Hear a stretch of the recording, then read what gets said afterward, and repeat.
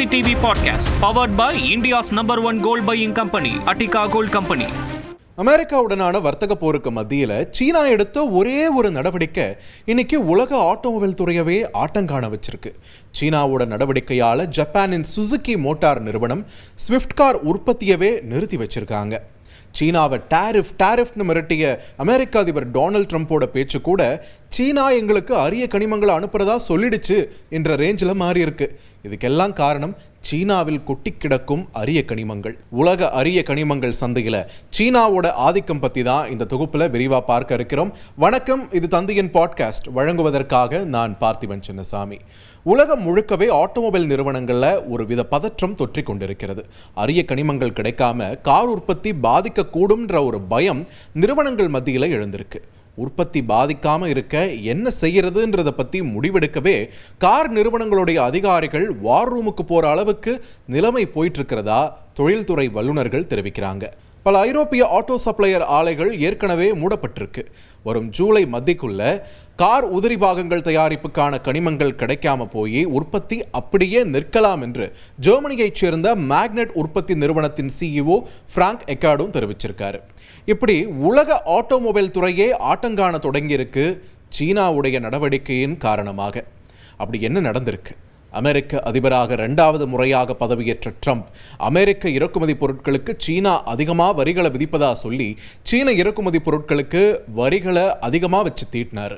சீனாவும் அமெரிக்காவுக்கு எதிராக வரியை விதிக்க 2 நாடுகள் இடையிலான வர்த்தக போர் முற்றியதை நம்மளால் பார்க்க முடிஞ்சது.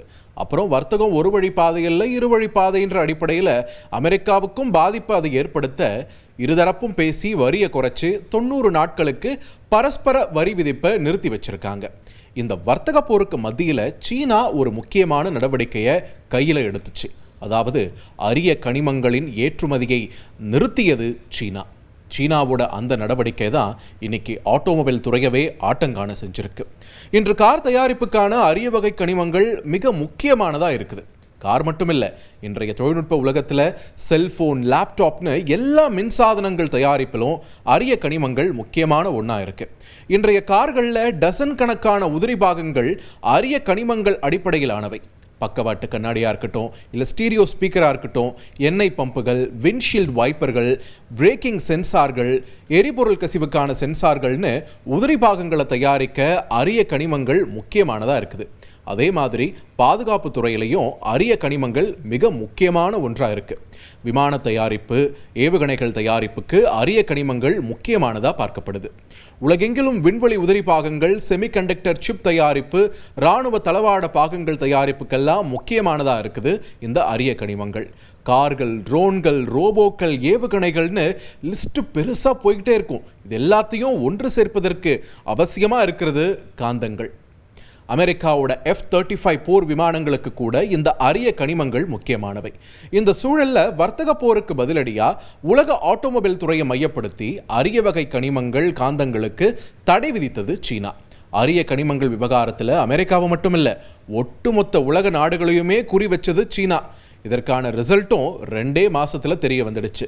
சீனாவை விரட்டி வரிகளை விதித்த டொனால்ட் ட்ரம்ப்பே சீன அதிபர் ஜி ஜின்பிங் கிட்ட தொலைபேசியில் பேசி இருப்பதாகவும், ஜி ஜின்பிங் அமெரிக்காவுக்கு அரிய கனிமங்களையும் காந்தங்களையும் அனுப்ப அவர் சம்மதித்து விட்டதாகவும், இனிமே அரிய கனிமங்கள் பற்றின கேள்விகள் தேவையில்லைன்னு ட்ரம்ப் தெரிவிச்சிருக்காரு. அதாவது டாரிஃப்னு மிரட்டிய ட்ரம்ப்பையே அரிய வகை கனிமங்களை அனுப்ப கோரிக்கை விடுக்க செஞ்சிருக்குது சீனா. தொழில்நுட்ப உலகையாளும் அரிய கனிமங்கள் சந்தையில் சீனா கோலோச்சுவது எப்படின்றதையும் பார்த்துடலாம். உலகத்தில் அதிக கனிம வளங்கள் கொண்ட நாடா சீனா தான் இருக்குது. கிராஃபைட், லித்தியம், டைட்டானியம், செர்கோனியம், யுரேனியம்னு பல அரிய கனிமங்கள் சீனாவில் கொட்டி கிடக்குது. இன்றைய சூழலில் உலகத்துக்கு தேவையான 60% கனிம தேவையை சீனா தான் பூர்த்தி செய்யுது. பூமியில் அரிய கனிமங்கள் கிடைப்பதை விட அதை பயன்படுத்துவதற்கு பிரித்தெடுப்பதுன்றது ரொம்பவே முக்கியமான செயல்முறையாக இருக்குது. பூமியில் கிடைக்கும் மண்ணில் இருந்து கனிமங்களை பிரித்தெடுப்பதிலையும் சீனா ஆதிக்கம் செலுத்துது. அதாவது மண்ணில் இருந்து அரிய கனிமங்களை 92% பிரித்தெடுப்பது சீனா. வெப்பத்தை தாங்கும் காந்தங்களுக்கு பயன்படுத்தப்படும் கனரக அரிய கனிமங்களான டிஸ்ப்ரோசியம் மற்றும் டெர்பியம் போன்ற உலோகங்களுக்கு சீனாவோட சுத்திகரிப்பு நிலையங்களையே உலகம் சார்ந்திருக்கு. அதாவது உலகின் மொத்த விநியோகத்தில் 99.9% வரைக்கும் சீனாவிலேயே உற்பத்தி செய்யப்படுது. கேட்கவே ஆச்சரியமா இருக்குல்ல? உலகெங்கிலும் உள்ள பல நிறுவனங்கள் சீனாவோட அரிய கனிமங்கள் ஏற்றுமதியையே நம்பி இருக்காங்க, இந்தியா உள்பட. ஸோ சீனாவோட கனிமங்கள் ஏற்றுமதி தடையில் இந்தியாவும் சிக்கி கொண்டிருக்கு. இந்திய உள்நாட்டு ஆட்டோமொபைல் துறையும் மிகுந்த எச்சரிக்கையோடு இதனால் இருக்காங்க. சீனாவோட கட்டுப்பாடுகள் இந்திய ஆட்டோமொபைல் துறையில் தாக்கத்தை ஏற்படுத்தும்னு டிவிஎஸ் மோட்டார் நிர்வாக இயக்குனர் சுதர்ஷன் வேணு கூட தெரிவிச்சிருக்காரு. நீண்ட கால தீர்வுக்கான ஒரு சுயசார்பு விநியோக சங்கிலியை இந்தியா உருவாக்க வேண்டும்னு அவர் குறிப்பிட்டிருந்தார். அரிய கனிமங்களுக்கு சீனாவை நம்பியிருப்பதை குறைப்பதற்கான நடவடிக்கையையும் இந்தியா தீவிரப்படுத்திட்டு வருது. இந்தியாவுக்கு சீனாவிலிருந்து அரிய கனிமங்கள் இறக்குமதி செய்யும் விவகாரத்தில் மத்திய அரசையே இந்திய ஆட்டோமொபைல் நிறுவனங்களும் நாடியிருப்பதாக தகவல்கள் வெளியாகியுள்ளன. ஏப்ரலில் அரிய கனிமங்களை ஏற்றுமதி செய்வதற்கு நிறுவனங்கள் உரிமம் பெற வேண்டும்னு சீனா கட்டுப்பாடும் விதிச்சிருக்கு. அமெரிக்கா சீனா வர்த்தகம் தொடர்பாக பேச்சுவார்த்தை போயிட்டு இருக்கக்கூடிய வேளையில் அமெரிக்காவுக்கு அரிய கனிமங்களை அனுப்பவும் 3 நிறுவனங்களுக்கு சீனா உரிமம் வழங்கியிருப்பதா தகவல் வெளியாகியிருக்கு.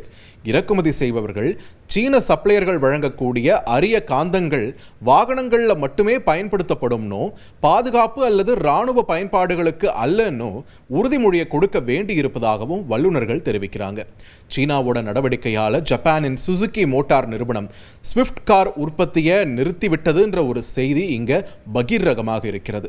ஐரோப்பிய நாடுகளுடைய கார் உற்பத்தி, உதிரி பாகங்கள் உற்பத்தி பாதிக்கப்படவும் தொடங்கிடுச்சு. உலகமெங்கிலும் ஆட்டோமொபைல் துறையில் பாதிப்பு தென்பட தொடங்கிவிட்டதாகவும் தொழில் சார்ந்த வல்லுநர்கள் தெரிவிக்கிறாங்க. குறிப்பா சீனாவோட கட்டுப்பாடுகளால் அதிகமாக ஈவி தயாரிப்பாளர்கள் பாதிக்கப்படுறாங்க. முக்கிய உபகரணங்கள் பற்றாக்குறையை எதிர்கொண்டிருக்காங்கன்னு குறிப்பிடக்கூடிய துறை சார்ந்த வல்லுநர்கள் இது ஆட்டோமொபைல் துறையில் விலை உயர்வுக்கும் உற்பத்தி தாமதத்திற்கும் வழிவகுக்கும்னு அச்சம் தெரிவிக்கிறாங்க. அரிய கனிமங்கள் சந்தையில் ஆதிக்கம் செலுத்தும் சீனா உலக ஆட்டோமொபைல் துறையை ஆட்டங்காண செய்ய தொடங்கியிருக்கக்கூடிய வேளையில் இந்தியா சுயசார்பு திட்டங்களில் கூடுதல் கவனம் செலுத்த வேண்டும் என்ற கோரிக்கை நம்ம நாட்டில் இப்போ எழுந்திருக்கு.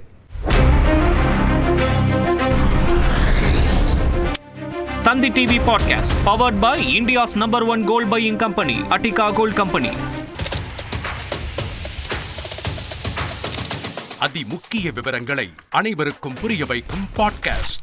உலக அதிகம் தவிர்க்க முடியாத முதல் மக்கள் வளைகுடா நாடுகள் பிரான்சிஸுக்கு பிரியா சம்பவங்களை தேடி களத்திற்கே உங்களை அழைத்துச் செல்லும் ஸ்பாட்லைட்.